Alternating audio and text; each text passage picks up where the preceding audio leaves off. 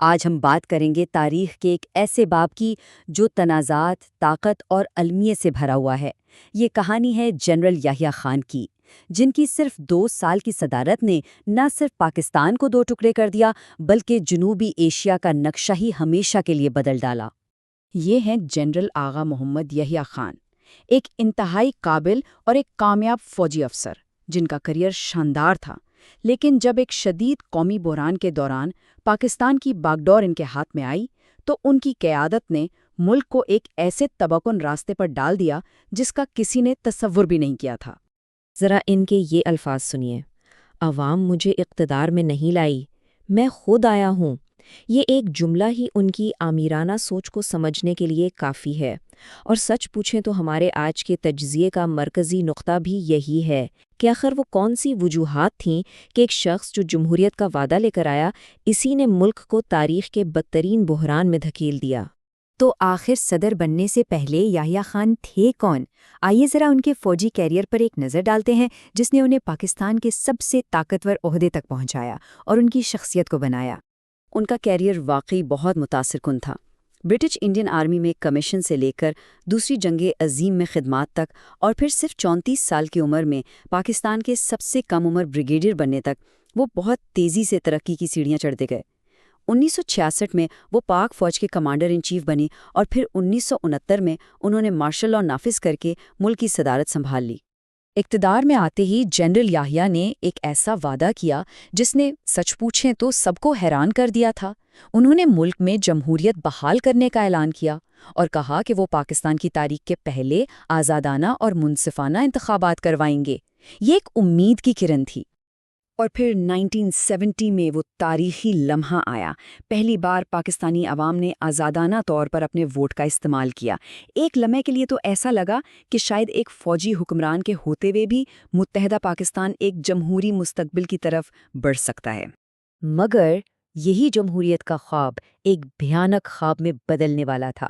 انتخابات کے نتائج نے ایک ایسی سیاسی صورتحال پیدا کر دی جسے مغربی پاکستان کی طاقتور اشرافیہ قبول کرنے کے لیے بالکل تیار نہیں تھی۔ انتخابی نتائج نے سب کو ہلا کر رکھ دیا۔ مشرقی پاکستان کی عوامی لیگ نے شیخ مجیب الرحمان کی قیادت میں قومی اسمبلی میں واضح اکثریت حاصل کر لی۔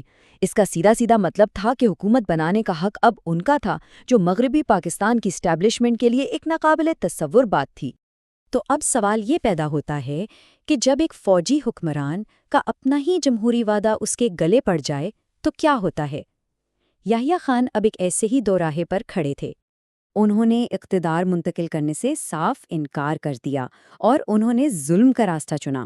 یہی وہ لمحہ تھا جس نے ان کی صدارت کا رخ بدل دیا اور انہیں ایک مدبر سے ایک جارح حکمران بنا دیا۔ جب سیاسی حل کے سارے دروازے بند ہو گئے تو یحییٰ خان کی حکومت نے طاقت کا راستہ اپنایا، اور یہاں سے شروع ہوا آپریشن سرچ لائٹ، ایک ایسا سفاک فوجی کریک ڈاؤن جس نے مشرقی پاکستان کو آگ اور خون میں نہلا دیا اور خانہ جنگی کے شعلوں کو بھڑکا دیا۔ 25 مارچ 1971 کی رات کو شروع ہونے والا یہ آپریشن بنگالی قوم پرست تحریک کو کچلنے کی ایک منصوبہ بند کوشش تھی۔ اس کا نشانہ صرف باغی نہیں تھے بلکہ اساتذہ، دانشور، طلباء اور سیاسی کارکن بھی تھے، یعنی ہر وہ شخص جسے ریاست کا دشمن سمجھا جا رہا تھا۔ اس فوجی کارروائی کی جو انسانی قیمت تھی وہ ناقابل تصور ہے۔ ایک اندازے کے مطابق لاکھوں لوگ مارے گئے اور تقریباً 1 کروڑ لوگوں نے اپنی جان بچانے کے لیے پڑوسی ملک بھارت میں پناہ لی۔ یہ 20ویں صدی کے سب سے بڑے انسانی المیوں میں سے ایک تھا۔ آپریشن سرچ لائٹ نے مزاحمت کو ختم نہیں کیا بلکہ اسے مزید ہوا دے دی۔ یہ کریک ڈاؤن بہت جلد ایک مکمل خانہ جنگی میں بدل گیا، اور پھر بھارت کی مداخلت کے بعد یہ ایک بین الاقوامی جنگ بن گئی جس کا انجام پاکستان کی تقسیم پر ہوا۔ اور پھر 1971 میں واقعات اتنی تیزی سے رونما ہوئے کہ سنبھلنے کا موقع ہی نہیں ملا۔ 26 مارچ کو بنگلہ دیش کی آزادی کا اعلان ہوا، جس کے بعد مکتی باہنی نے گریلا جنگ شروع کر دی۔ 3 دسمبر کو بھارت باقاعدہ طور پر جنگ میں کود پڑا، اور صرف 13 دن بعد 16 دسمبر کو پاکستانی فوج نے ڈھاکہ میں ہتھیار ڈال دیے۔ اس کے ٹھیک 4 دن بعد یحییٰ خان کو رسوائی کے عالم میں استعفیٰ دینا پڑا۔ جنگ میں شکست اور ملک ٹوٹنے کے بعد جنرل یحییٰ خان کا اقتدار تو ختم ہو گیا، لیکن اب وقت تھا حساب کا۔ ان کے زوال اور ان کی ناکامیوں کی وجوہات جاننے کے لیے تحقیقات کا آغاز ہوا۔ عوام میں ان کا ایک نام پڑ گیا تھا، محمد شاہ رنگیلا۔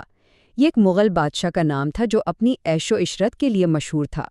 یہ عرفیت اس تاثر کو ظاہر کرتی تھی کہ جب ملک جل رہا تھا تب صدر یحییٰ اپنی ذاتی زندگی کی رنگینیوں میں گم تھے۔ جنگ کے بعد ایک کمیشن بنا، حمود الرحمن کمیشن، جس کی رپورٹ نے تو تہلکہ مچا دیا۔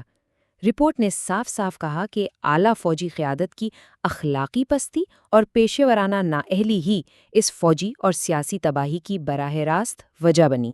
حمود الرحمن کمیشن نے جنرل یحییٰ پر بہت سنگین الزامات لگائے۔ ان میں شراب نوشی، بدعنوانی اور ذاتی اخلاقیات کی پستی جیسے الزامات شامل تھے۔ کمیشن کا نتیجہ یہ تھا کہ ان کی ذاتی زندگی نے ان کی فیصلہ سازی کی صلاحیت پر بہت برا اثر ڈالا تھا۔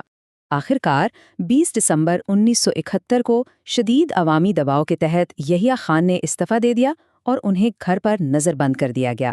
یوں اقتدار کی بلندیوں سے گمنامی کے اندھیروں تک کا ان کا سفر مکمل ہوا، ایک ایسا انجام جس پر شاید ہی کسی نے افسوس کیا ہو۔ تو جنرل یحییٰ خان کی کہانی ہمیں ایک بہت بڑے اور اہم سوال پر لا کر چھوڑ دیتی ہے۔ کیا واقعی کسی قوم کی تقدیر صرف ایک رہنما کے کردار پر منحصر ہو سکتی ہے؟ یہ سوال طاقت، قیادت اور قومی المیہ کے درمیان کے گہرے تعلق کو بہت واضح طور پر ہمارے سامنے رکھتا ہے۔